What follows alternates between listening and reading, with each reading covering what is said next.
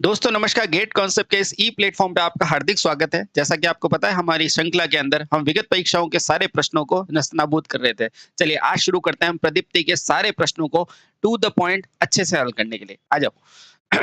DC lumen पर वाट किसकी इकाई है? मुझे सबसे पहले बताओ ये होता क्या है। सबसे पहले मान लो ये एक बल्ब है और बल्ब के ऊपर आप क्या दोगे? सप्लाई दोगे। ठीक है, सप्लाई देंगे और सप्लाई देने पर ये क्या देगा? ये प्रकाश देगा।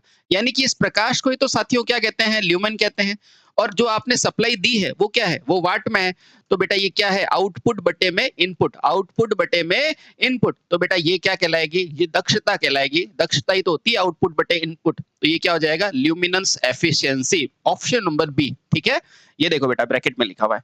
प्रकाश सघनता नहीं, लक्ष्य नहीं और ब्राइटनेस नहीं। ठीक है, तो ऑप्शन नंबर बी बिल्कुल सही। आगे चलो। अब ये कह रहा है प्रदीपन इंजीनियरिंग में ठोस कोण की इकाई क्या है? मुझे बताओ ठोस कोण की इकाई क्या होती है? आप बोलोगे स्टेरेडियन। बहुत बढ़िया। एक होती है आपको सरल कोण की इकाई। अगर ये पूछे सरल कोण की इकाई क्या है तो आप क्या लगाओगे? सरल कोण की इकाई लगाओगे रेडियन। लेकिन अभी इसने क्या पूछा है? ठोस कोण की इकाई, तो क्या लगाओगे? स्टेरेडियन। ऑप्शन नंबर डी बिल्कुल सही। ठीक है बेटा, बस इसी स्पीड में आपको ये प्रश्नों को हल करना है। आगे चलो। अब ये कह रहा है प्रकाश स्रोत या फिर सोर्स ऑफ लाइट से किसी सतह पर प्रदीप्ति या इल्यूमिनेशन किस पर निर्भर करती है? मुझे बताओ, सिंपल सा बताओ कि जो इल्यूमिनेशन ई होती है वो क्या होती है? लाइट की तीव्रता के समानुपाती होती है। बिल्कुल सही। और दूरी के क्या होती है? वर्ग के व्युत्क्रमानुपाती होती है। बिल्कुल सर। उसके अलावा कॉस थीटा के समानुपाती होती है। हाँ सर, यही तो मेरा नियम कौन सा होता है? लैम्बार्ट का नियम होता है। किसका होता है? लैम्बार्ट का नियम। अब देखो बेटा ये क्या कह रहा है? दूरी के प्रतिलोम के समानुपाती नहीं बेटा, दूरी के वर्ग के। दूरी के वर्ग के प्रतिलोम के समानुपाती। बिल्कुल सही है। ऑप्शन नंबर बी मेरा बिल्कुल सही है। ठीक है, चलिए आगे। ये लो बेटा। अब ये कह रहा है प्रदीपन के संदर्भ में अवमूल्यन गुणांक या फिर डेप्रिसिएशन फैक्टर क्या होता है? जल्दी से बताओ। डेप्रिसिएशन, डेप्रिसिएशन का मतलब देखो कमी होना। क्या होता है? कमी होना। अब देखो कमरे की स्थिति नहीं भाई साहब, कमी कहाँ है यहाँ? वोल्टता में परिवर्तन, कमी कहाँ है? परिवर्तन तो धनात्मक भी हो सकता है। स्थापन में कमी होना, अरे भाई स्थापन में नहीं, लैंप के प्रकाश में कमी होना, डेप्रिसिएशन। तो लैंपों से प्राप्त प्रकाश में कमी। तो ऑप्शन नंबर डी बिल्कुल सही है बेटा। यही स्पीड आपको प्रश्न को हल करते समय रखनी है। आगे आओ। अब ये कह रहा है प्रत्यक्ष प्रकाश व्यवस्था में कितनी रोशनी आती है? अब बेटा मुझे बताओ, जो आपके नॉर्मल ये जो लाइट्स होती है ना, ये प्रत्यक्ष प्रकाश है। प्रत्यक्ष यानी कि डायरेक्ट। अब डायरेक्ट कितनी देगा? तो आप बोलोगे 90%। यानी कि सर 10% कहाँ है? तो 10% बेटा ऊपर की तरफ चली जाती है। तो ये प्रत्यक्ष की विशेषता होती है कि 90% सीधी की सीधी रोशनी आपके ऊपर आएगी। तो ऑप्शन नंबर डी मेरा बिल्कुल सही। आगे चलो।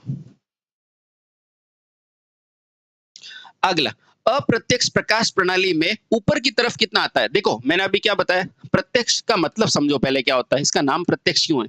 क्योंकि इससे डायरेक्ट 90% आप पर रोशनी आ रही है। ठीक है। दूसरा क्या है? अप्रत्यक्ष, यानी कि जिसमें आपके ऊपर रोशनी कम आ रही है। ठीक है, ये अप्रत्यक्ष का मतलब क्या है? 90 ऊपर की तरफ जा रही है। समझो वापस, अगर मान लो आप यहाँ खड़े हो तो प्रत्यक्ष में 90% रोशनी आपके ऊपर आएगी और अप्रत्यक्ष में क्या होगा? 90% रोशनी आपसे दूर जाएगी। बस इतना सा याद रखो। यानी कि 10% ही आप तक आएगी। तो इसने क्या पूछा है? अप्रत्यक्ष में प्रणाली में प्रकाश ऊपर की ओर कितना जाएगा, यानी कि आपके ऊपर नहीं आके दूसरी तरफ कितना जाएगा? तो आप क्या बोलोगे? 90%। बेटा बहुत प्यारा क्वेश्चन है। ऑप्शन नंबर डी बिल्कुल सही। अब ये कह रहा है विकल्पों में उल्लेखित किसी कमरे में सबसे अधिक रोशनी की आवश्यकता कब होती है? मुझे बताओ। इन आपके पास ये ऑप्शन है। तो सबसे ज्यादा रोशनी की जरूरत होती है बेटा जहां पे प्रूफ रीडिंग का काम होता है, जहां पर अंतिम रूप से चीजों को पढ़ा जाता है ना, वहां पर। और सबसे कम किस में होता है? रेलवे स्टेशन में। अब अपने को क्या पूछा है? सबसे अधिक। क्या यहाँ पे प्रूफ रीडिंग का ऑप्शन है क्या? आप बोलोगे सर प्रूफ रीडिंग का ऑप्शन नहीं है। तो अब देखो, क्या लॉबी में आपको ज्यादा प्रकाश की जरूरत है? नहीं भाई साहब। हॉल में नहीं, रसोई में नहीं, लेकिन अध्ययन कक्ष में आपको जरूरत है। और कितनी होगी? तो आप बोलोगे 100 से 125 ल्यूमेन। ठीक है, चलिए बहुत बढ़िया। आगे चलो। ये लो बेटा अगला प्रश्न। अब ये कह रहा है विकल्पों में से उल्लेखित किसी स्थिति में सबसे अधिक रोशनी की कहाँ है? अब मुझे बताओ, हॉस्पिटल के अंदर सबसे अधिक रोशनी चाहिएगी या प्रूफ रीडिंग में, असेंबली में या फाइन कार्य में? ठीक है, अब देखो यहाँ पर बहुत अच्छा क्वेश्चन है।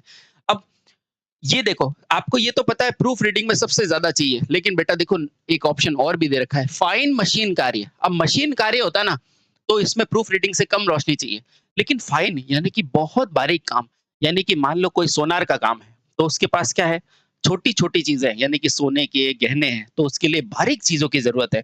तो इसलिए यहाँ पे ऑप्शन क्या लगाऊँगा, डी लगाऊँगा, क्योंकि ये शब्द लगा है फाइन, ठीक है? फाइन यानी कि महीन काम, यहाँ लिख देता हूँ महीन या सूक्ष्म काम, ठीक है?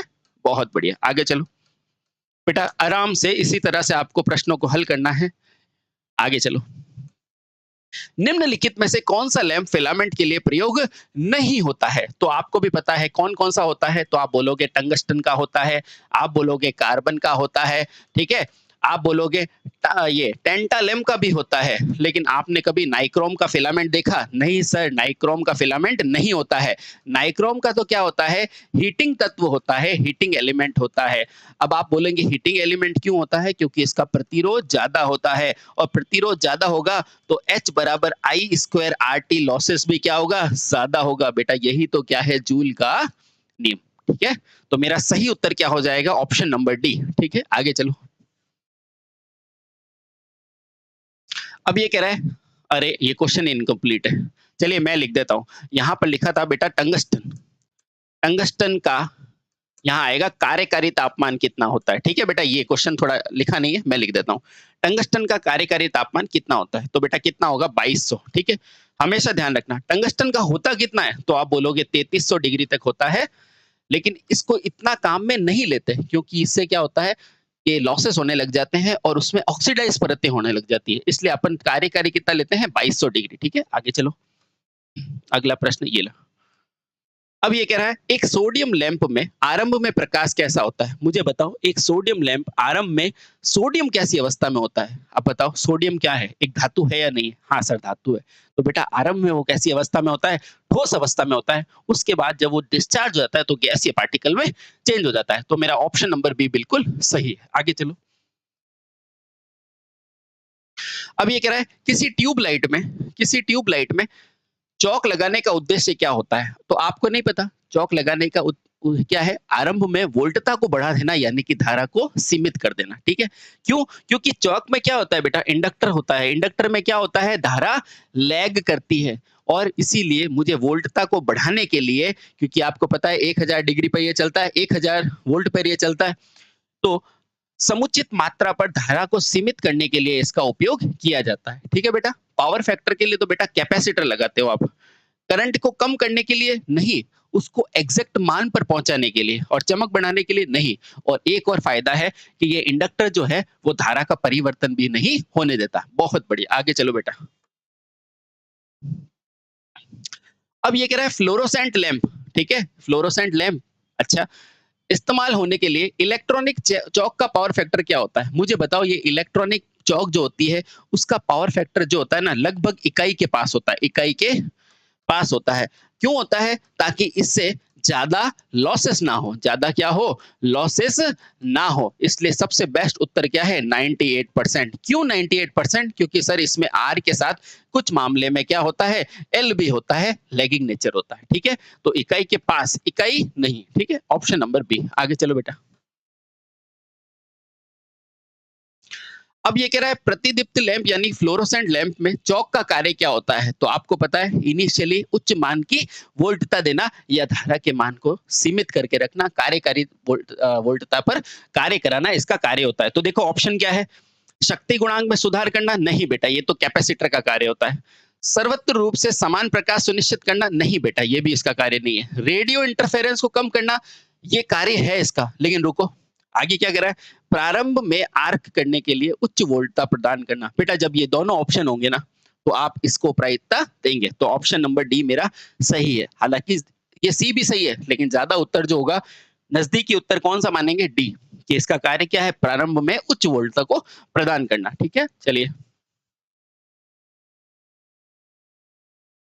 अगला कह रहा है, यदि जलती हुई ट्यूबलाइट में स्टार्टर निकाल दे तो क्या होगा? अब आप बताओ, इसका प्रतिरोध इकाई क्या रखा है, मैंने प्रतिरोध क्या रखा है, इकाई। अब सुनो मेरी बात, अगर इसको जलाने के बाद अगर इसका स्टार्टर हटा भी दोगे तो कोई फर्क पड़ेगा क्या? नहीं सर, नहीं पड़ेगा, क्योंकि इसका कार्य यही है कि एक बार वोल्टता प्रदान प्रदान कर देना, है ना? तो कोई फर्क नहीं पड़ेगा। अब आ जाओ, कम प्रकाश देगी, नहीं भाई साहब, प्रकाश में कोई फर्क नहीं पड़ेगा। खराब हो जाएगी? नहीं, वो जलती रहेगी। ऑप्शन नंबर सी बिल्कुल सही है। क्यों? क्योंकि इसका कार्य क्या है? इसका स्टार्टर का कार्य ही केवल क्या है? स्टार्ट करने के लिए। ठीक है? क्या करेगा? वोल्ट का मान बढ़ाएगा। बस ऑप्शन नंबर सी बिल्कुल सही। आगे चलो। अब ये कह रहा है फ्लोरोसेंट ट्यूब के टिमटिमाने का कारण क्या है? आप बताओ। फ्लोरोसेंट यूं टिमटिमा रही है, इसका मतलब क्या है? वोल्टेज में गड़बड़ी हो सकती है, या कैपेसिटर के कनेक्शन ढीले हो सकते हैं, या चौक खराब हो सकती है, ठीक है, या धारा में परिवर्तन आ सकता है। तो इतने सारे कारण होते हैं। तो देखो अपने को क्या लिखा है? ढीले संपर्क है, बिल्कुल। अगर संपर्क ढीले हैं तभी वो फ्लक्चुएशन कर सकती है, बिल्कुल सही है। निम्न वोल्टा हो तो भी कर सकती है, और खराब स्टार्टर हो तो भी कर सकती है। बेटा इनमें से कोई भी कारण आपका हो सकता है। तो ऑप्शन नंबर डी मेरा सही है। आगे चलो।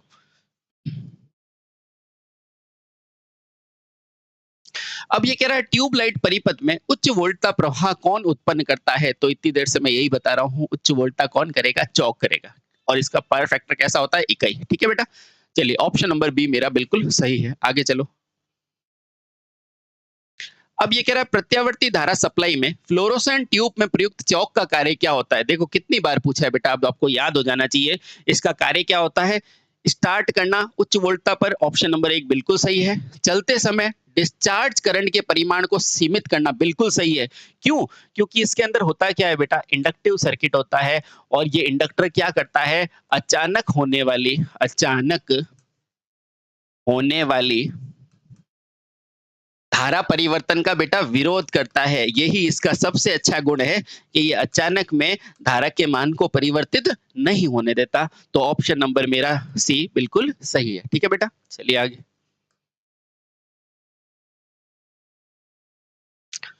अब ये कह रहा है प्रतिदीप्तशील फ्लोरोसेंट ट्यूब परिपथ में चौक का कार्य प्राथमिक रूप से क्या होता है? बेटा अब आपको याद हो चुका होगा क्या होता है? निस्संसरण से प्रारंभ करना। इसका मतलब ये होता है बिना विघ्न के यानी कि बिना बाधा के परिपथ को चालू करना इसका कारण होता है। Option number D. ठीक है। निश्चय शरण से आप घबराना मत। आगे चलो। अब ये कह रहा है एक नियॉन लैंप। बेटा नियॉन के लिए एक याद रखना, बहुत अच्छा क्वेश्चन बताता हूँ।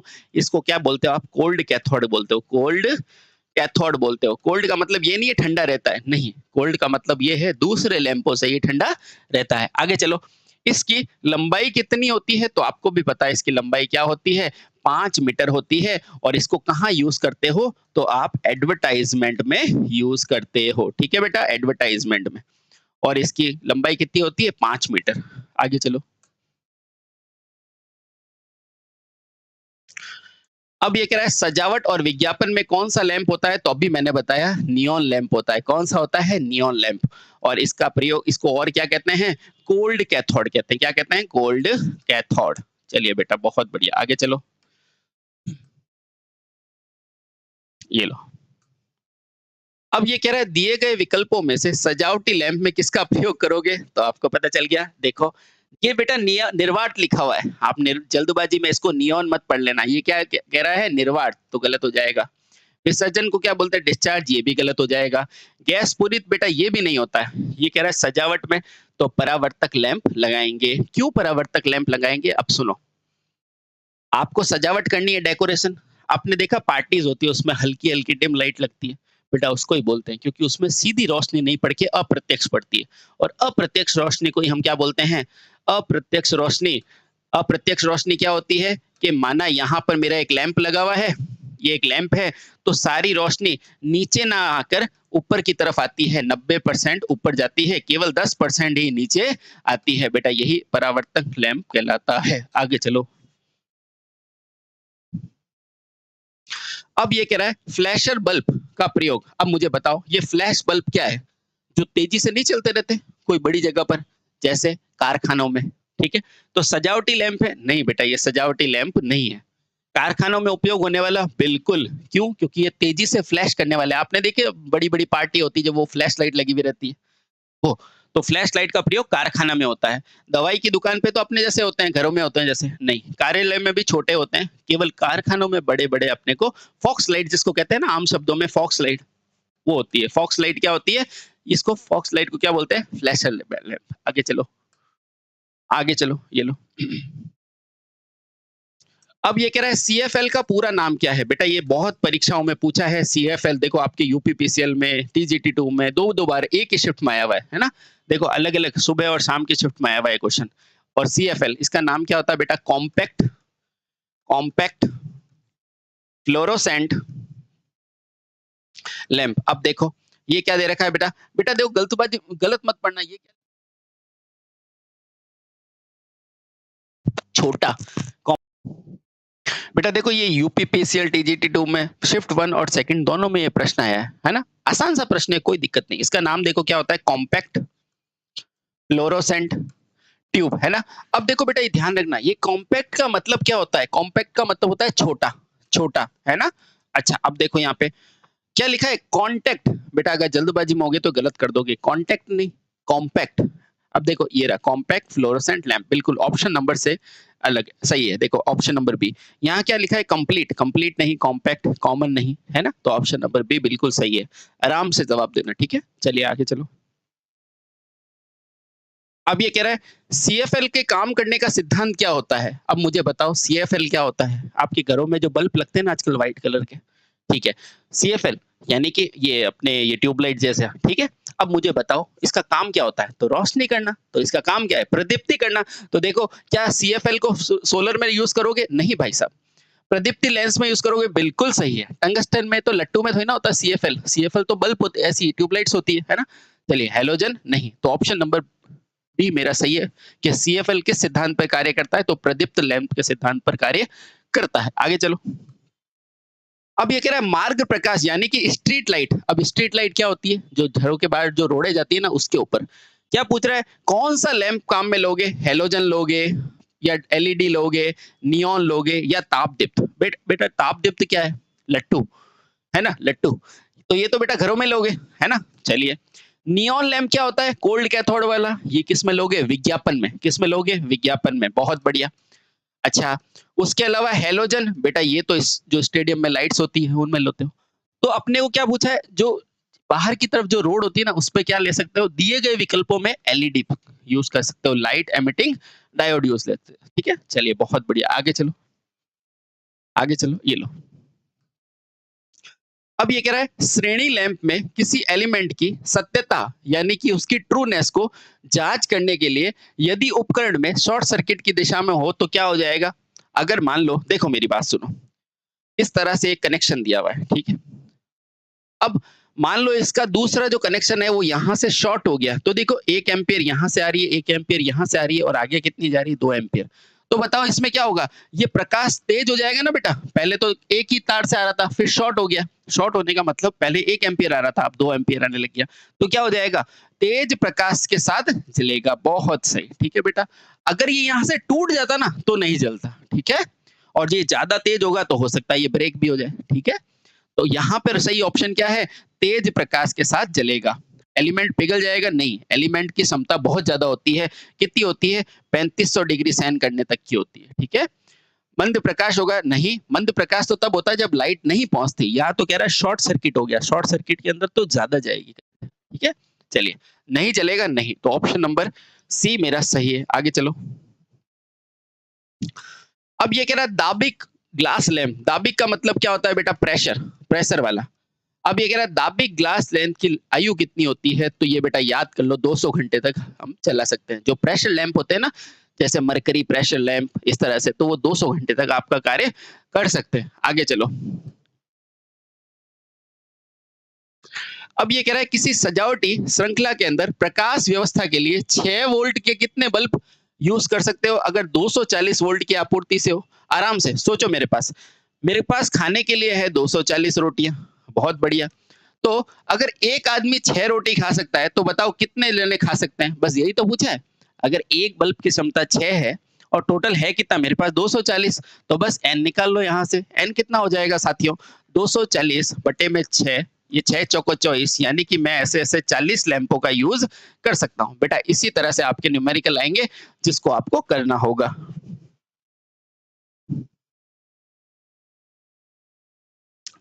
अब कह रहा है सजावटी प्रकाश व्यवस्था में 240 वोल्ट के कितने लगा सकते हैं बेटा, अभी आपने किया था 240 वोल्ट है, एक 4 का है, तो ऐसे कितने लगा सकते हो? 60 लैंप लगा सकते हो, ऑप्शन नंबर सी।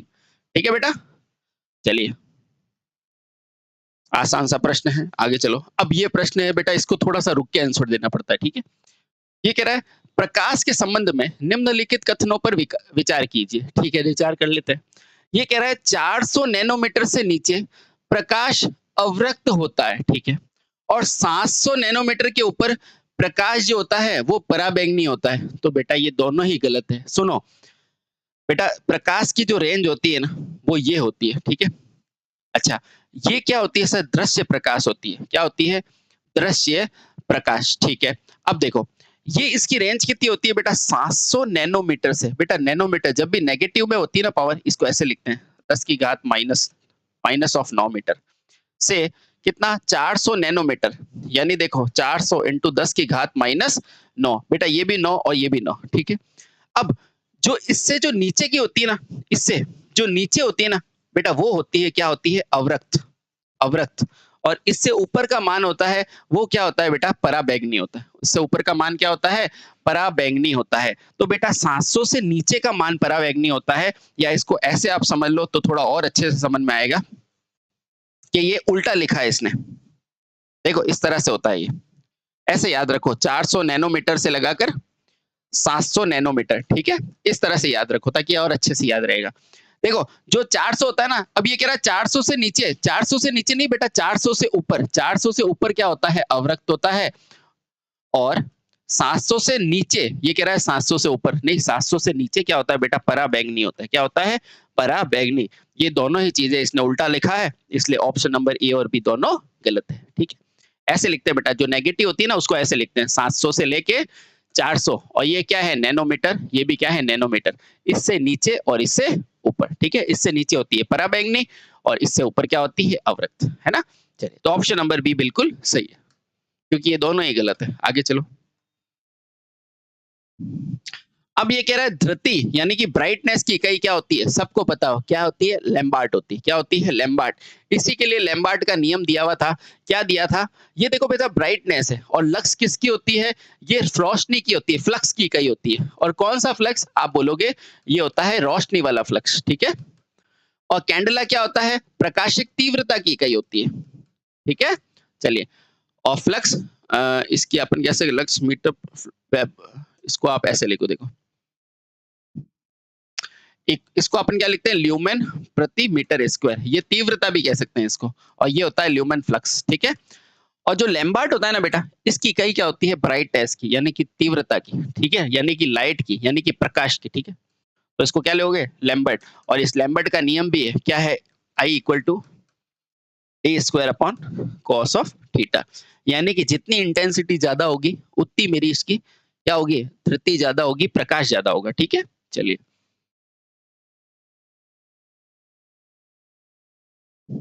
अब ये कह रहा है प्रदीप्ति दक्षता की इकाई क्या होती है? मुझे पता हो, ये मेरा एक लैंप है, बिल्कुल है। यहाँ से मैंने लाइट दी, हाँ दी, यहाँ से प्रकाश आ रहा है। अब प्रकाश किस में आएगा? आप बोलोगे फ्लक्स में, ल्यूमेन में। ये क्या है? आउटपुट बटा इनपुट। इनपुट क्या दिया आपने? आप बोलोगे वाट। तो बेटा आउटपुट बटे इनपुट होती क्या है? आप बोलोगे दक्षता। क्या होती है? दक्षता। तो क्या हो जाएगा? ल्यूमेन प्रति वॉट। ऑप्शन नंबर बी, है ना? बिल्कुल बेटा, यही स्पीड में आपको काम करना है। आगे चलो।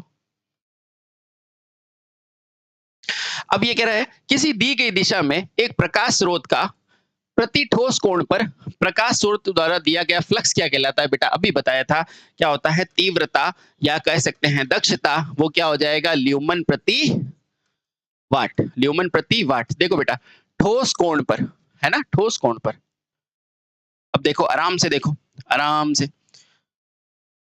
अब देखो, प्रति ठोस कोण पर, ठोस कोण की इकाई क्या होती है? आप बोलते हो स्टेरेडियन। ठोस कोण की इकाई क्या होती है? स्टेरेडियन। ये देखो बेटा, ठोस कोण की इकाई क्या होती है? स्टेरेडियन। प्रति यानी कि नीचे। अब मुझे बताओ, ये क्या कह रहा है? दीप्त फ्लक्स। दीप्त फ्लक्स, दीप्त फ्लक्स यानी कि आप क्या बोलते हो? Candle power.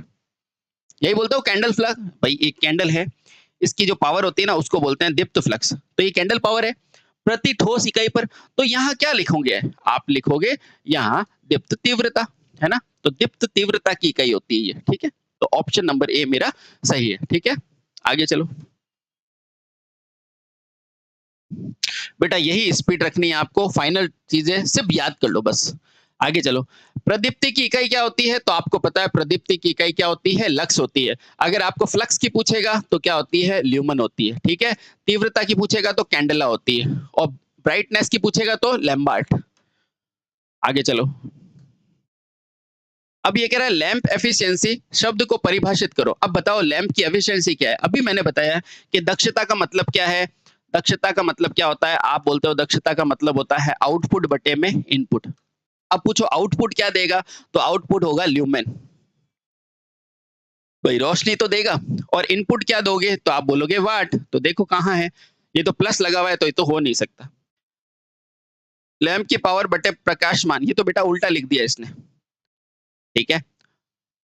प्रकाश माइनस ये नहीं, ये देखो बेटा, कुल प्रकाशमान अभिवाह यानी कि लुमेन बट्टे में पावर इनपुट यानी कि वाट। ऑप्शन नंबर डी बिल्कुल सही। ठीक है बेटा, चलिए आराम से करना है।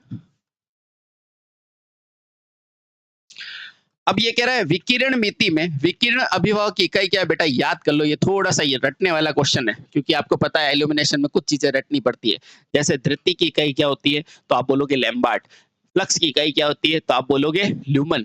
और तीव्रता की इकाई ल्यूमन प्रति मीटर स्क्वायर यानी कि लक्स। ठीक है बेटा। कैंडल पावर क्या होता है? ल्यूमन बट्टा स्टेरेडियन। बेटा ये चीजें याद कर लो।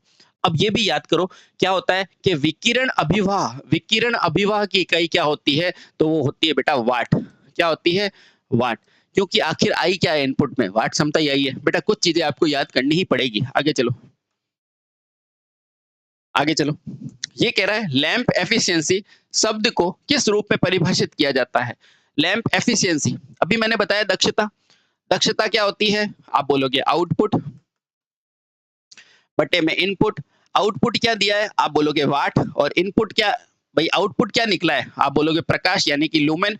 और इनपुट क्या है? वाट। अब देखो, उत्सर्जित प्लस, अरे प्लस नहीं बट्टा होता है, कुल लैंप की पावर प्लस ज्योति नहीं बेटा, कुल फ्लक्स बिल्कुल सही है अपॉन लैंप का इनपुट। ऑप्शन नंबर सी बिल्कुल सही है बेटा। यहाँ देखो फिर से माइनस माइनस नहीं होगा।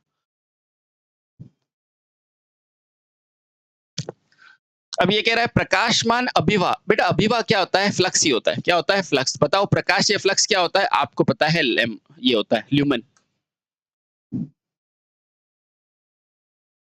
अब ये कह रहा है कार्यालय और अन्य विशिष्ट उद्देश्य से किस प्रकार की प्रकाश व्यवस्था की अनुशंसा की जाती है? ठीक है।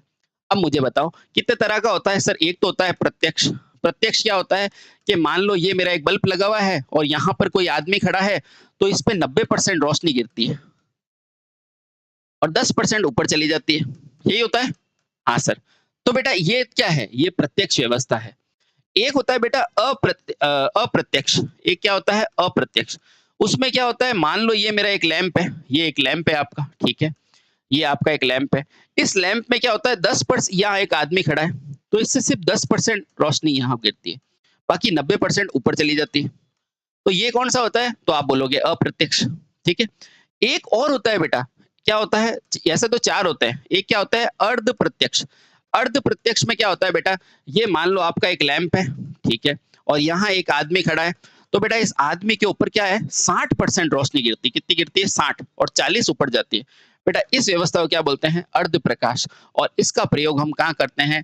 कार्यालय में करते हैं। कहाँ करते हैं? कार्यालय में करते हैं। ठीक है। तो ऑप्शन नंबर सी बिल्कुल सही। ठीक है बेटा, देख लो। प्रत्यक्ष में 90% आदमी पे गिरती है, अप्रत्यक्ष में 10% आदमी पे गिरती है, अर्ध अप्रत्यक्ष आधी अप्रत्यक्ष है, तो उसमें क्या हो जाएगा? सिर्फ 60% ऊपर गिरेगी। तो ऑप्शन नंबर सी मेरा सही है, और यही कार्यालय में होता है। ये देखो फिर से आगे आपके पास क्वेश्चन समझने के लिए। ये कह रहा है सेमी डायरेक्ट। सेमी डायरेक्ट का मतलब क्या है? अर्ध प्रत्यक्ष। कहाँ यूज करते हो? तो आप बोलोगे कार्यालय में यूज करते हैं। बिल्कुल सही है, अभी पढ़ के आए हैं। अब देखो मान लो ये आपका बल्ब है और ये रोशनी दे रहा है, और ये आपका एक कोई आदमी खड़ा है, तो इसके ऊपर कितनी रोशनी गिर रही है? 60%। और ऊपर कितनी जा रही है? 40, यानी कि इधर उधर जा रही है। तो 60 वाला ऑप्शन देखो बेटा, ये कंफ्यूज करने के लिए लिखा है, लेकिन आपको ऐसे ही देखना है। तो ये तो हो नहीं सकता, ये हो नहीं सकता, ये बहुत कम है, तो मेरे पास यही बचा 60। तो आंसर कितना है? 60%। ठीक है, चलिए।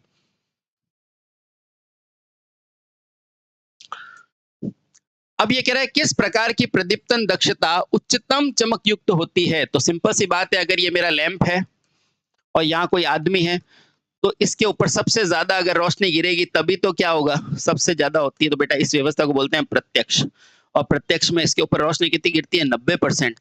और ये कौन सी व्यवस्था होती है, प्रत्यक्ष प्रदीपन। ठीक है, तो ऑप्शन नंबर बी बिल्कुल सही है। यही पूछा ना, सर्वाधिक चमक। अब देखो, कौन सा नियम के अनुसार बिंदु स्रोत से अपने फ्लक्स को प्राप्त करने के लिए सतह पर रोशनी की फ्लक्स उसकी दूरी के वर्ग के व्युत्क्रमानुपाती होता है। बेटा यही तो कौन सा नियम है, यही तो नियम है मेरा लैम्बार्ट का नियम। देखो बेटा कितना सफाई से लिखा है, इसका नाम लैम्बार्ट का कोजिया नहीं है, लैम्बार्ट का व्युत्क्रम वृत्त का नियम है। बेटा देखो जल्दबाजी में मत कर देना, लैम्बार्ट का नियम ये ज्या नियम भी नहीं है, ये व्युत्क्रम भी नहीं है। बेटा इसका नाम क्या है, लैम्बार्ट व्युत्क्रम नियम। क्या नाम है, लैम्बार्ट व्युत्क्रम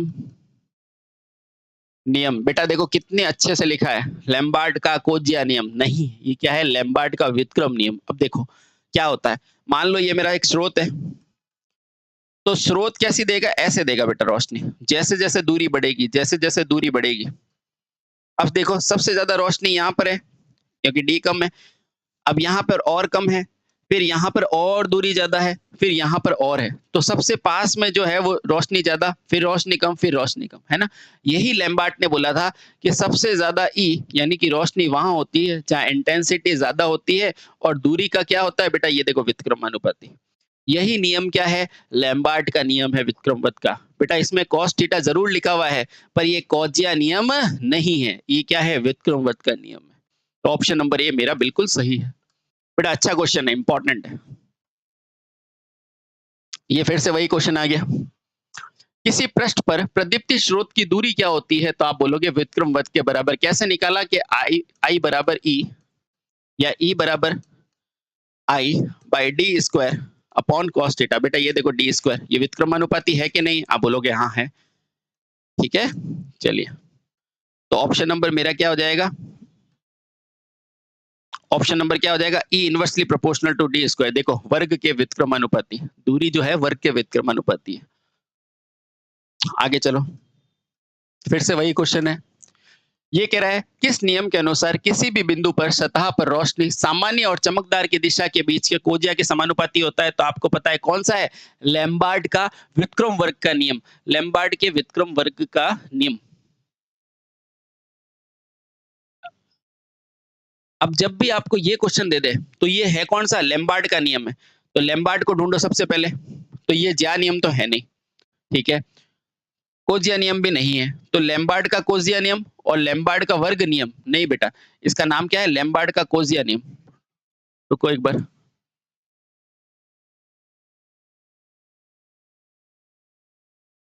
एक मिनट रुको, सॉरी बेटा यहाँ थोड़ा सा मैंने आपको गलत बता दिया। बेटा यहाँ सही करो आप, ये गलत है, लैम्बार्ट का कोजिया नियम, लैम्बार्ट का कोजिया नियम, ऑप्शन नंबर सी सही होगा। सॉरी थोड़ा सा मैंने गलत बता दिया आपको, इसका नाम है लैम्बार्ट का कोजिया नियम, सॉरी। आगे चलो, तो यहाँ पे देखो बेटा क्या हो जाएगा, ऑप्शन नंबर डी। वापस मैं लिख देता हूं, इसको क्या बोलते हैं, लैम्बार्ट का कोजिया नियम। ठीक है, सॉरी बेटा, है ना, सॉरी। आगे चलो,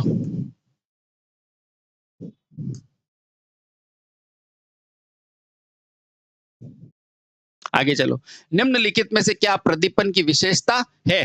ठीक है, प्रदीपन की विशेषता, अब प्रदीपन नाम आते ही आपको क्या याद रखना है, लैम्बार्ट का, है ना। तो देखो इसमें से लैम्बार्ट का है, थेवेनिन नहीं बेटा, ये तो किस में है, नेटवर्क में। न्यूटन ये गति में है, और किरचॉफ ये भी नेटवर्क में है, एक ही बचा है, ज्यादा सोचना ही नहीं, ऑप्शन नंबर ए लगाओ।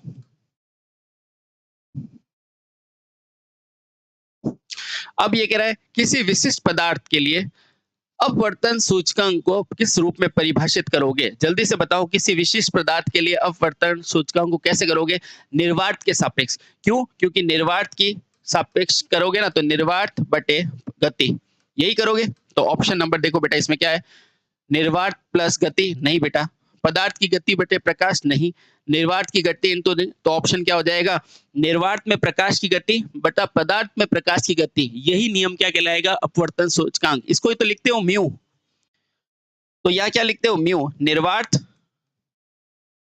बटे में पदार्थ, ठीक है, यानी कि वस्तु की गति कहां, निर्वात में बटे वस्तु की गति कहां, प्रकाश में, ठीक है बेटा, चलिए प्रकाश में, तो ऑप्शन नंबर मेरा डी क्या हो जाएगा, बिल्कुल सही।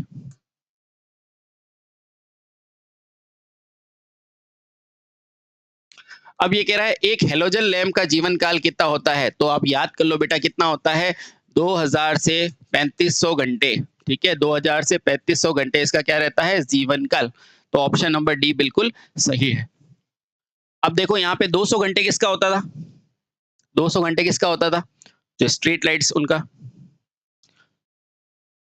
अब ये कह रहा है विकल्पों में से दिए गए लैंप में से वोल्टता के उतार चढ़ाव और प्रकाश के उत्पादन की तुलना क्या कहलाएगी, तो आपको बताओ सबसे ज्यादा किस में वोल्टता के उतार चढ़ाव का सबसे ज्यादा प्रभाव पड़ता है, तो आपको पता है इनकंडेंसेंट लैंप में जो घरेलू जो लट्टू होते हैं ना, वो सबसे ज्यादा फ्लिकिंग प्रभाव देते हैं बेटा, उसको कहते हैं वोल्टता का उतार चढ़ाव, तो ऑप्शन क्या हो जाएगा, ऑप्शन नंबर सी बिल्कुल सही है। आगे चलो, अब ये कह रहा है BIS यानी कि ब्यूरो ऑफ इंडियन स्टैंडर्ड के नियम के अनुसार सभी तापदीप्त लैंपों की ऊंचाई कितनी होती है, तो आप बोलेंगे 2.5 मीटर, ठीक है, 1.5 किसकी होती है बेटा, जो मीटर लगाते हो ना, जो मीटर लगाते हो ना उनकी ऊंचाई होती है, ठीक है, तो ऑप्शन नंबर मेरा ए सही हो जाएगा।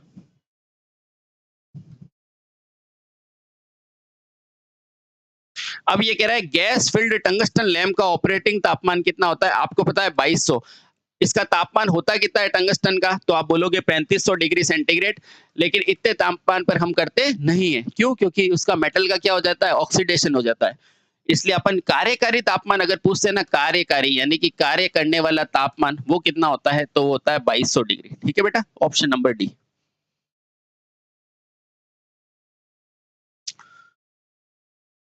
अब ये कह रहा है इनकंडेंस्ड लैंप से सबसे ज्यादा प्रभाविता किससे होती है, तो आपको पता है फ्लोरोसेंट, ये वही पूछ रहा है प्रभाविता यानी कि किसमें फ्लिकिंग का प्रभाव होता है, फ्लिकर प्रभाव कहाँ होता है, फ्लिकर तो किसमें होता है, फ्लोरोसेंट में होता है, ठीक है, फ्लोरोसेंट में। आगे चलो,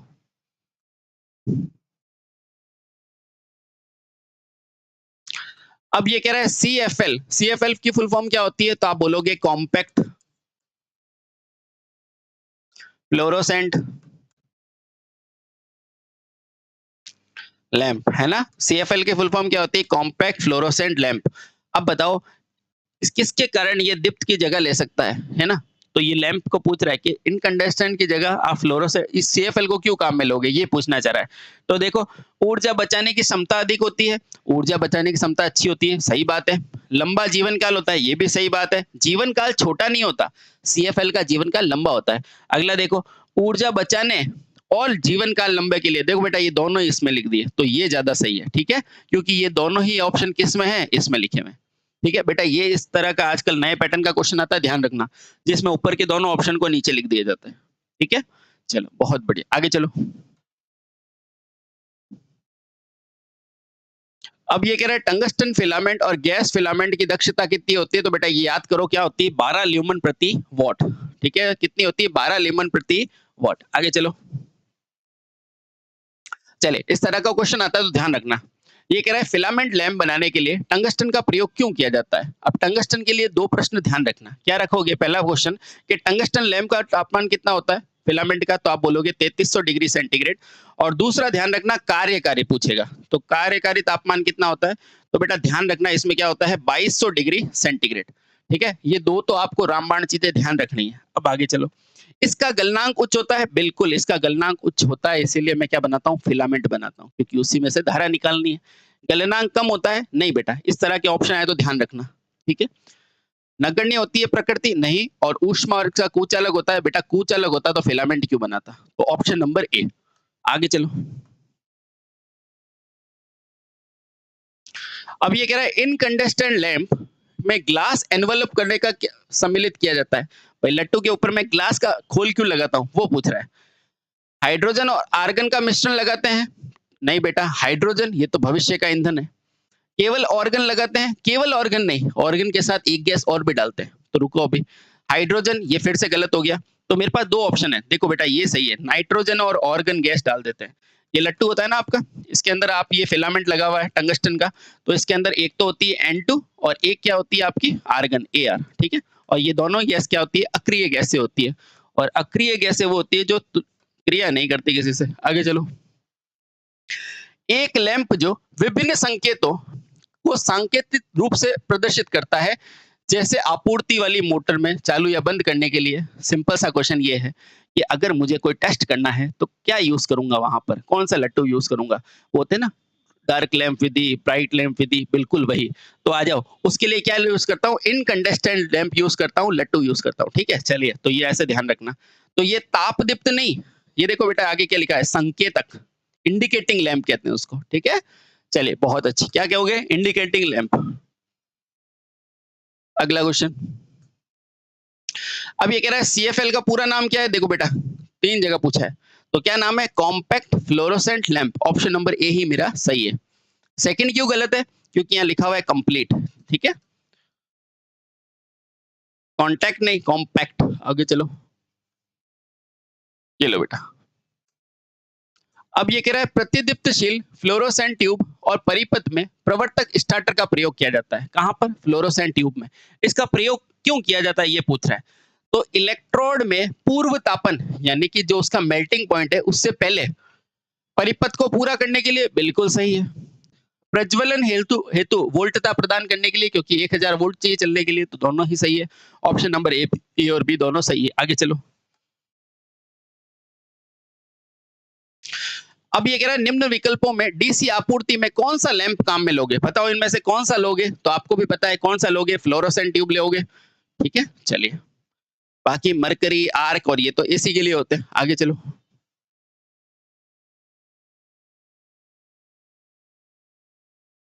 ये कह रहा है फ्लोरोसेंट लैंप को संचालित कहाँ करते हैं? अब बताओ फ्लोरोसेंट को क्या करोगे? बेहतर प्रदर्शन और उच्च आवृत्ति के लिए, बिल्कुल सही है। उच्च आवृत्ति का मतलब घरेलू में 50 हर्ट्ज, ठीक है? बेहतर प्रदर्शन के लिए निम्न आवृत्ति पर नहीं, निम्न आवृत्ति पर नहीं। ग्रिड सप्लाई पर, ग्रिड सब स्टेशन पर नहीं। और ग्रिड बेहतर प्रदर्शन के लिए, तो आंसर क्या हो जाएगा? बेहतर प्रदर्शन उच्च आवर्ती संकेतों पर इसका प्रयोग किया जाता है। ऑप्शन नंबर ए। बेटा ये क्वेश्चन याद ही कर लेना। देखो क्या कह रहा है, सीएफएल की फुल फॉर्म क्या होती है? तो क्या होती है? Compact fluorescent lamp. क्या होती है? Compact fluorescent lamp.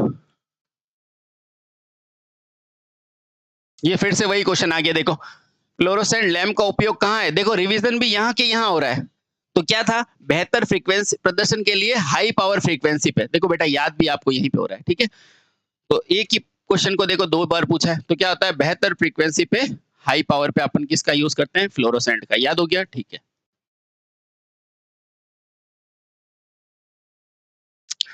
ये कह रहा है निम्न में से किस प्रकार के लैंप कम भार वाले मरकरी वेपर लैंप का होता है? ठीक है, कौन सा लैंप है इनमें से बता रहा है?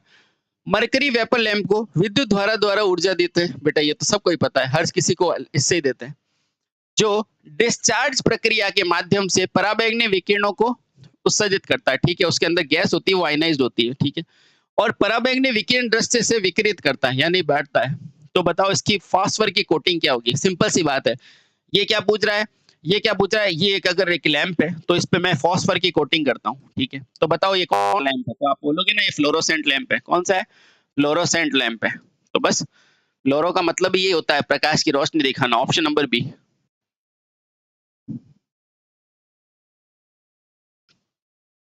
ये कह रहा है जिंक सिलिकेट। बेटा ये क्वेश्चन बहुत इंपॉर्टेंट है और याद रखना, जिंक सिलिकेट का कौन सा कलर, मतलब कौन सा कलर बिखेरता है? तो याद रखना हरा। हरा। बेटा ये याद कर लो, जिंक सिलिकेट कौन सा कलर देता है? हरा। याद कर लो।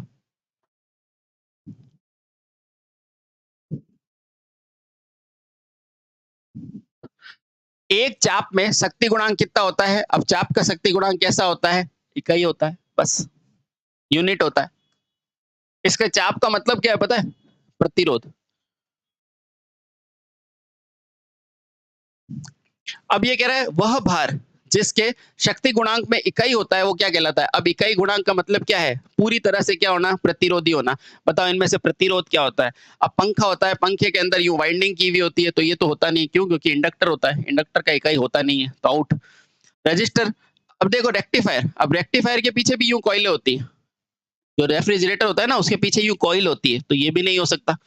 मिक्सर के अंदर भी वाइंडिंग होती है, ये भी नहीं हो सकता। बस फिलामेंट लैंप में होता है, क्योंकि इसमें प्रतिरोध ही होता है। तो ऑप्शन नंबर डी बिल्कुल सही। आगे चलो बेटा, यही स्पीड रखनी है आपको एग्जाम में। आगे चलो, लैंप को संचालित करने के लिए प्रयोग किया जाने वाले नियंत्रण परिपथ का नाम क्या है? जल्दी से बताओ। अब मुझे बताओ, एक लैंप को मुझे कंट्रोल करना है, तो कैसे करोगे? बेलास्ट लगाओगे। अब बेलास्ट क्या होता है? अरे बेलास्ट कुछ भी नहीं होता है, एक कॉइल होता है, इंडक्टर होता है, ठीक है, इंडक्टर। ये इंडक्टर क्या करता है? अगर इधर से आप धारा डालोगे तो ये धारा परिवर्तन का क्या करेगा? विरोध करेगा। धारा परिवर्तन का क्या करेगा? विरोध करेगा। बस, तो आंसर क्या हो जाएगा? Electronic ballast. कहाँ देखेंगे सर? तो आपके घरों में देख लो, ट्यूबलाइट के पास लगा हुआ है, ठीक है। चलो आगे चलो, ये लो बेटा आगे। अब ये कह रहा है, एक ट्यूबलाइट वह लैंप है जो निम्न दाब पर यानी कि लो प्रेशर पर क्या करता है? डिस्चार्ज की परिघटना करता है और पराबैंगनी किरणों को उत्सर्जित करके प्रकाश देता है। सिंपल सी बात है, फ्लोरोसेंट करता है। तो बताओ वो क्या है? वो पारा होगा ना बेटा। फ्लोरोसेंट में क्या होता है? पारे का ही तो डिस्चार्ज होता है ना। और पारा क्या होता है बेटा? एक धातु होता है, और ये धातु कैसी अवस्था में होता है? तो ध्यान रखना, ये द्रव्य अवस्था में होता है, ठीक है। तो निम्न प्रेशर पे क्या डालते हैं? पारा। वही पारा डिस्चार्ज होकर अपने को लाइट देता है। आगे चलो,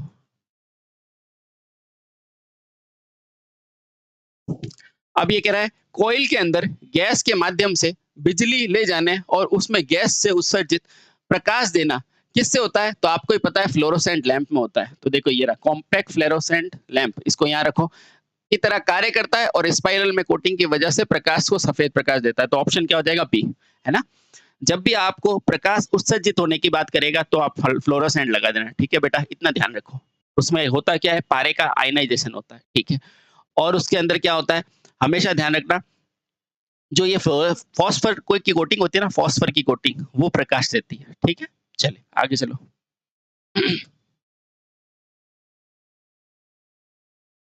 ये अच्छा क्वेश्चन है बेटा, आराम से देखो देखो। 20 ल्यूमन प्रति वॉट, गौर से देखो, ये ल्यूमन प्रति वॉट क्या है? तो आप बोलोगे दक्षता, ये दक्षता है, ठीक है। तो दक्षता बराबर क्या होता है? आप बोलोगे आउटपुट बटे में क्या बोलोगे? इनपुट। अब बोलोगे आउटपुट क्या होता है? तो आउटपुट होता है बेटा ल्यूमन, और इनपुट क्या होता है? वाट होता है। क्या होता है? वाट होता है, यही होता है। हाँ सर। अब देखो ये कितना दिया हुआ है? 20, तो दक्षता की जगह रख दो 20, ये दक्षता है बेटा 20, ठीक है। अब ल्यूमन कितना दे रखा है? ल्यूमन तो सर ज्ञात करना है आपको, तो यहाँ लिख दो ल्यूमन। और वाट क्या होता है? वाट क्या होता है? V इंटू आई इंटू कॉस थीटा। क्या होता है? V इंटू आई इंटू कॉस थीटा, यही होता है।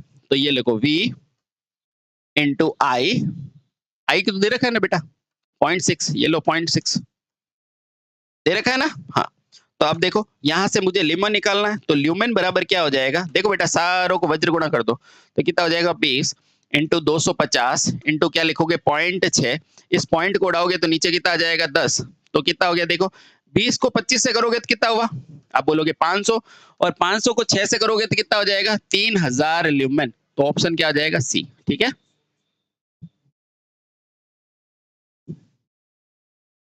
आगे चलो, ये कह रहा है एक बल्ब का औसत कितना है? 72 कैंडल पावर है, ठीक है। तो इसमें फ्लक्स निकालना है बेटा, थोड़ा सा अच्छा क्वेश्चन है, अच्छे से देखो।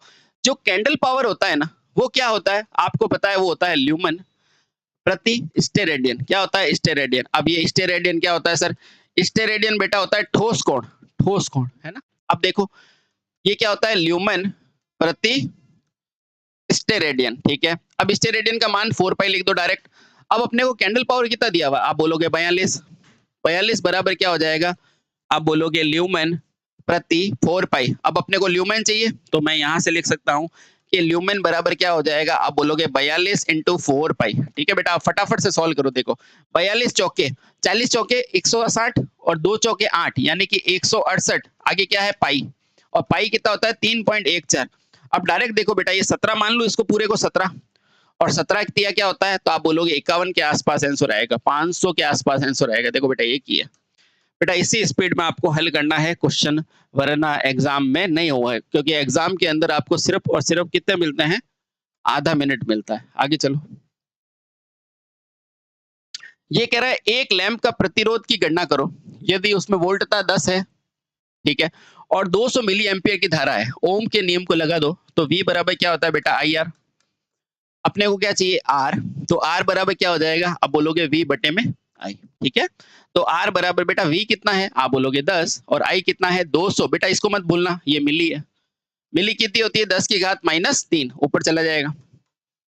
तो आर बराबर ये हो जाएगा 1000 बट्टे में 200, ये देखो 10 की घात 3 ऊपर जाके हो गया 10 की घात 3 प्लस की, ये 0 से 0, 0 से 0 कैंसिल, और ये 2 से गया 5 बार, तो आर मेरा कितना हो गया, 50 ओम। ऑप्शन नंबर ए।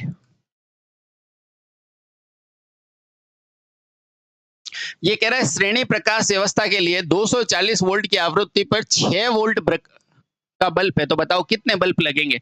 तो कैसे निकालोगे, आपको पता है कुल बल्ब कितने हैं 240, एक का मान कितना है 6, तो n निकाल दो, बस यहां से निकल जाएगा। कितने होंगे, 40 बल्ब आपके मिल जाएंगे। तो ऑप्शन नंबर सी। कैसे निकाला, कुल कार्य और एक का निकाल दिया। अब ये अपने को कह रहा है 0.02 व्यास वाले एक धातु फिलामेंट तार के अंदर फिलामेंट कितना है 245 ओम वोल्ट का है। यदि लैंप जो है वो 2420 फिलामेंट का तापमान है और 60 वाट का प्रकाश देता है, तो प्रतिरोध निकालो। बेटा कुछ भी नहीं है, सिंपल सा आपको देखो, आपको पता क्या है, आप बोलोगे P बराबर मेरे को सर वी आई का पता है, ठीक है बेटा, और आपको ये भी पता है V बराबर क्या होता है, आई आर होता है, तो बस इसको लिख दो, तो ये कितना हो जाएगा बेटा, आई स्क्वायर में आर। ठीक है बेटा, अब जो भी पता है वो लिख दो आप। अब आपको सर P पता है, तो P कितना लिखोगे 60 वाट, तो मैंने लिखा 60 बराबर आई स्क्वायर इंटू आर, है ना। तो 60 बराबर आई कितना है बेटा, तो ये देखो आई आई आई आई, सर आई तो आपने दिया ही नहीं, कोई दिक्कत नहीं, आई नहीं दिया तो वी तो दिया आपको, तो ये हो जाएगा वी स्क्वायर बटे में आर, बहुत बढ़िया। तो देखो यहां से आप आर निकाल दो, तो ये कितना हो जाएगा वी स्क्वायर बटे में 60। अब वी कितना है, तो आप बोलोगे 240 इंटू 240 और बटे में 60। ये देखो बेटा 0 से 0 कट गया, ये 4 कट गया, और 24 को अगर 4 से मल्टीप्लाई करोगे तो कितना आ जाएगा 960 ओम। मेरा आंसर आ जाएगा ऑप्शन नंबर ए। आसान क्वेश्चन था ना, ठीक है बेटा, स्पीड आपको यही रखनी है वरना क्वेश्चन नहीं होगा, ठीक है। चलिए अब आसान सा क्वेश्चन है, चलिए अब ये पूछेगा एलईडी का उपयोग किस लिए करोगे। अब मुझे बताओ एलईडी क्या होती है, कि सर लाइट एमिटिंग डायोड होती है। कहाँ यूज करते हो, तो जहां प्रकाश चाहिए वहां यूज करते हैं, तो लगभग लगभग सब जगह होगा। तो पावर सूचक में बिल्कुल करोगे, 7 सेगमेंट में करोगे, एम्बेडेड में करोगे, उपरोक्त सभी मेरा सही हो जाएगा।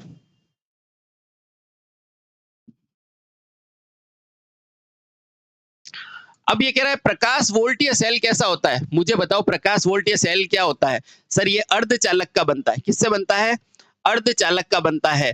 अर्धचालक का ताप गुणांक क्या होता है, कि सर नेगेटिव होता है। नेगेटिव का मतलब क्या होता है, कि ताप बढ़ाओगे तो प्रतिरोध मेरा घट जाएगा। पूछा क्या है, अर्धचालक, तो ऑप्शन नंबर बी, ठीक है। चलिए ये कह रहा है स्पॉटलाइट का उपयोग कहाँ किया जाता है, तो आपको भी पता है थिएटर में करोगे स्पॉटलाइट का प्रयोग, जहां पर आपको ज्यादा प्रकाश की जरूरत पड़ेगी। घर पे तो स्पॉटलाइट करोगे नहीं। आगे चलो, धातु हेलोजन कहाँ यूज किए जाते हैं, तो आपको पता है खेल के मैदान में धातु हेलोजन प्रयोग किए जाते हैं, ठीक है। चलो आगे चलो। हाँ, सोडियम वेपर लैंप का कलर कैसा होता है, तो आपको पता है क्या होता है, पीला कलर होता है।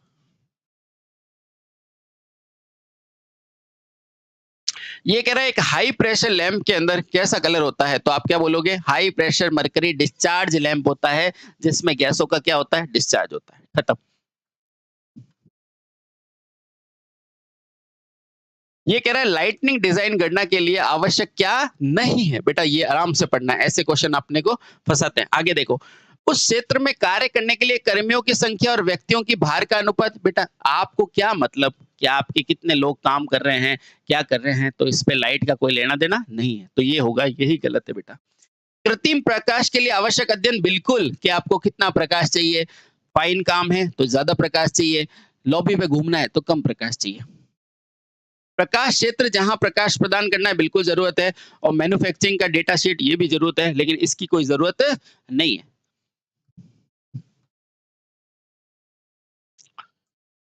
ये कह रहा है यदि किसी क्षेत्र में बहिर्वर्षण के लिए तेजवान प्रकाश से प्रकाशित किया जाता है तो इसे क्या बोलते हैं? तो इसे बोलते हैं फ्लड लाइटिंग। सिंपल सी भाषा में कि जब अपने क्रिकेट मैच होता है ना, तो कौन सी लाइट लगाते हो? Flood light. बेटा उसी को पूछ रहा है। बहिर्वेशन यानी कि जहां बहुत ज्यादा मात्रा में रोशनी की जरूरत होती है।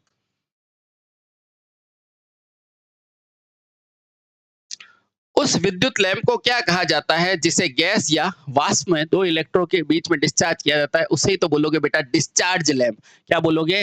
Discharge lamp. Discharge lamp, option number D.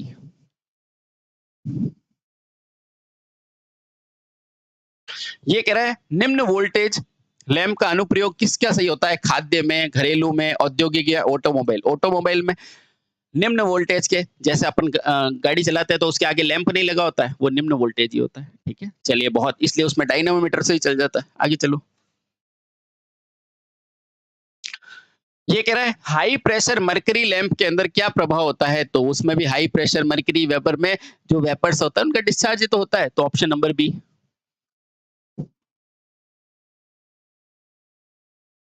ये कह रहा है निम्नलिखित में से कौन सी प्रकाश व्यवस्था नहीं है? बेटा तो फोटोमेट्री तो प्रकाश की व्यवस्था है, यानी लाइटनिंग। प्राकृतिक विकिरण भी है। तापमान नहीं है बेटा लाइट की, तापमान से तो गर्मी पैदा होती है, हीट होती है, तो हीटिंग इफेक्ट होता है उसमें। लैंप में बिल्कुल होता है। आगे चलो, आगे चलो, ये लो बेटा अगला क्वेश्चन। निम्नलिखित में से कौन सा लैंप सबसे उच्चतम प्रभावी कारिता देता है? प्रभावी कारिता का मतलब क्या है? सबसे ज्यादा रोशनी कौन देता है? तो कौन देगा इनमें से? एलईडी देगा, सीएफएल एलईडी से कम देता है, इनकंडस्टेंट इससे भी कम देगा, फ्लोरोसेंट सबसे कम देगा, तो ऑप्शन क्या हो जाएगा? ए, एलईडी, यानी कि लाइट एमिटिंग डायोड। ये कह रहा है एलईडी का उपयोग कहां करोगे? तो एलईडी का प्रयोग क्या दोगे? वोल्टता की विनियमित करने के लिए नहीं, इसके लिए तो प्रतिरोध लगाओगे ताकि वोल्टता का ड्रॉप होता रहे। प्रतिकर्ष करने के लिए नहीं, अपोज करने के लिए थोड़ी ना करते हो।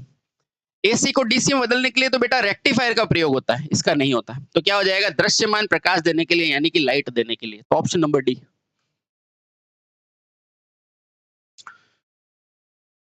अब ये कह रहा है खाली जगह का अर्थ क्या है? जो लैंप में से लैंप के लूमन का प्रकाश की निकटता की डिग्री देता है। बेटा इसको याद करो, ये याद करो प्लीज। CRI इसकी फुल फॉर्म होती है कलर रेंडरिंग इंडेक्स। बेटा इसकी होती है, इसके द्वारा ध्यान पड़ता है कि कितनी रोशनी कोई दे रहा है। बेटा ये ध्यान रखो, है ना, ध्यान रखो। तो इससे ल्यूमेन की निकटता किससे बताता है? CRI index. ये कह रहा है एलईडी का निम्नलिखित में से कौन सा लाभ नहीं है, पूछ रहा है। एलईडी ठंडा होता है, बेटा ये तो इसका लाभ है, क्योंकि गर्म होगा तो उससे ज्यादा फिलामेंट बर्स्ट होने की संभावना रहेगी। एलईडी में तंतु नहीं होता है, बेटा ये भी इसका लाभ है। तंतु यानी कि फिलामेंट। एलईडी अधिक समय तक चलता है, बेटा ये भी लाभ है। एलईडी के सिरों पर जंग लग जाता है, अरे बेटा जंग लग जाता है ये तो घटना है, हानि है ना, तो यही तो पूछा है, लाभ नहीं है, तो ऑप्शन नंबर डी। ये देखो भाई साहब, आराम से देखो। ओहो नीचे कर देता हूँ। ये देखो आराम से देखो। ये देखो क्या कह रहा है, एमए प्रकार के पारद लैंप की आकृति में इसका क्या कार्य होता है? मेरी बात सुनो, ये लैंप दिखा के आपको पूछेगा ये कौन सा लैंप है, तो बता दोगे ना? ये एमए प्रकार का मरकरी लैंप है। ठीक है, अब देखो इसमें ये क्या पूछ रहा है, ये सेकेंडरी इलेक्ट्रोड का कार्य क्या है? मुझे बताओ, इलेक्ट्रोड का काम क्या होता है? इलेक्ट्रोड का काम होता है इलेक्ट्रॉन को धक्का देना, उत्सर्जित करना। तो देखो, क्या इसको गर्म करना इसका कार्य है क्या? नहीं, गर्म करना तो धारा का कार्य है। मुख्य विद्युत राग के साथ विसर्जन करना, बिल्कुल। जो मुख्य रूप से जो जो मेरा इलेक्ट्रोड है ना, उससे इसको क्या करना? डिस्चार्ज करना, वो इसका कार्य होता है। विसर्जन करना, आरंभ करना, वो सेकेंडरी का काम होता है। इलेक्ट्रॉनों और उसके बीच में प्रवाहित करना, नहीं, उसके बीच में प्रवाहित नहीं, उसको धक्का देना। इलेक्ट्रॉनों का उत्सर्जन करना, नहीं, उत्सर्जन तो इलेक्ट्रोड का काम होता है, उसको धक्का देना मुख्य की तरफ, तो वो किसका काम होता है? सेकेंडरी इलेक्ट्रोड का काम होता है। बेटा ध्यान रखना।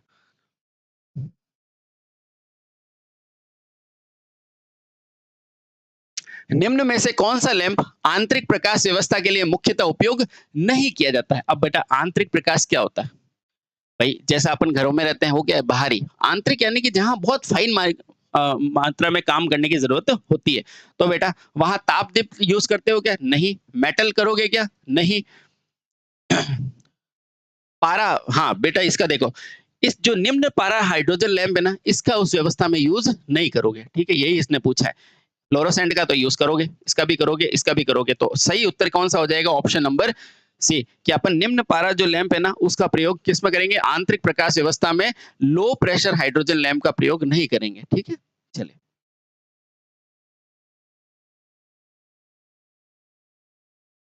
अब ये देखो, नियोन का नाम याद आते ही क्या होता है? एटोडाइज और ठंडे लैंप, ठीक है। कि नामपट दीप यानी कि साइन लैंप में धारा किस प्रकार के घटक पर निर्भर करती है? मुझे बताओ। धारा नलिका के आकार पर निर्भर करेगी? बिल्कुल हाँ। क्यों? देखो, देखो, ये जो है ना, किस पर निर्भर करती है? अब देखो, ये नलिका अगर इतनी बढ़ा दो और इतनी बढ़ा दो, कोई फर्क पड़ेगा क्या? नहीं, इसके डिस्चार्ज पर होगी। तो ये तो मेरा गलत हो गया, क्योंकि आकार पर निर्भर नहीं कर रही। अब देखो, नलिका के रंग पर, अब रंग पर नहीं, इसके अंदर के सामान पर निर्भर करती है, तो ये भी गलत, ठीक है। अब देखो, नलिका के व्यास पर, हाँ यहाँ पे करती है। क्यों करती है? क्योंकि मान लो ये इतनी जाडी है और यहाँ पर क्या है? इलेक्ट्रॉन लगा हुआ है, तो उतने ही ज्यादा मात्रा में इलेक्ट्रॉन निकलने की संभावना होगी और डिस्चार्ज होने की संभावना होगी। तो व्यास पे करती है, लंबाई पे इसका कोई संबंध नहीं होता है। तो ऑप्शन नंबर सी, ठीक है। नियॉन लैंप, क्योंकि देखो, नियॉन लैंप का प्रयोग किसके लिए करते हो? तो नियॉन लैंप का प्रयोग करते हो आप एडवर्टाइज के लिए, एडवर्टाइज के लिए, और एडवर्टाइज में इसमें व्यास पे तो करता है ना, बड़ी मात्रा पे लिख सकते हो, ठीक है।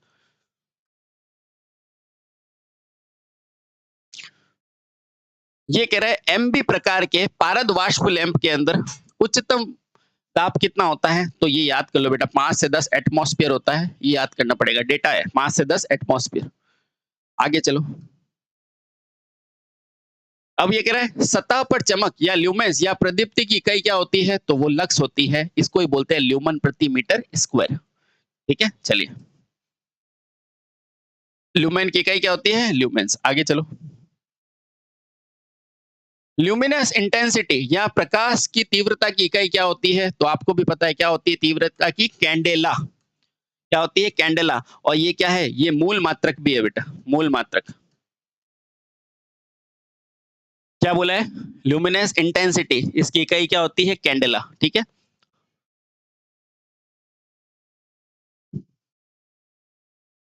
अब ये कह रहा है खाली जगह प्रकाश एक ऊर्जा की दर क्या है? मतलब इसके प्रवाह की दर क्या है, यानी कि फ्लक्स क्या है? भाई ये लाइट लगी हुई है, जो ये निकल रहा है ना बेटा, ये क्या है? ये फ्लक्स है। तो इसको क्या बोलते हैं? ज्योति फ्लक्स। क्या बोलते हैं? ज्योति फ्लक्स, इल्यूमिनेशन फ्लक्स।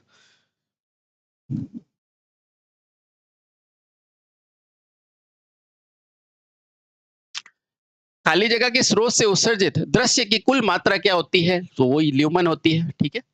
जितना आपके लैंप से उत्सर्जन होगा ना, इसको बोलते हैं, ये फ्लक्स को बोलते हैं ल्यूमन। ऑप्शन नंबर ए बिल्कुल सही है।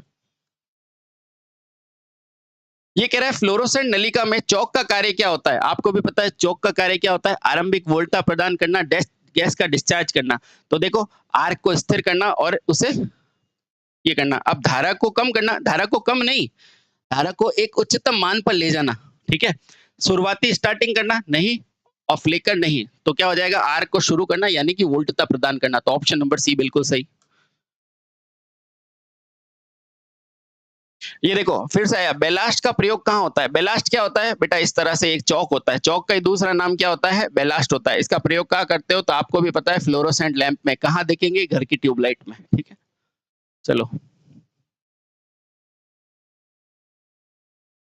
ये कह रहा है निम्नलिखित में से कौन सा तरंगदैर्घ्य उच्चतम है? बेटा ये याद करो, विबग्योर, विबग्योर। अगर इस तरफ जाओगे ना, तो ये उच्चतम तरंगदैर्घ्य की तरफ जाएगा। तो सबसे ज्यादा तरंगदैर्घ्य किसकी है? Sir R, R for red, और रेड को हिंदी में क्या बोलते हैं? लाल। वायलेट की क्या है? कम, बस। ये कह रहा है प्रकाश की समान तीव्रता के लिए टंगस्टन बल्ब सीएफएल बल्ब और एलईडी से अधिक खर्च करता है, बताओ कौन? तो कौन सा हो सकता है? भाई एलईडी घर पे लैंप लगते हैं, तो उसमें खर्चा कम आता है कि नहीं आता है? आता है सर। क्यों? क्योंकि खपत कम होती है। तो उससे कम किसकी होती है? तो आप क्या बोलोगे? उससे ज्यादा किसकी होती है? तो आप बोलोगे सीएफएल, है ना, सीएफएल यानी कॉम्पैक्ट फ्लोरोसेंट ट्यूब। और उससे भी ज्यादा, उससे भी कम की खपत किसकी होती है? तो सीएफएल, ये रहा, ठीक है। और सीएफएल से भी कम पूछेगा तो टंगस्टन, ठीक है। तो इसका क्रम ध्यान रखो आप। जो तीव्रता का क्रम होता है ना, उसमें खर्चे का पूछ रहा है, खर्चा सबसे कम किस में आएगा? तो खर्चा सबसे कम किस में आएगा? एलईडी में। और एलईडी से ज्यादा किस में आएगा? एलईडी का क्या होगा? सबसे कम।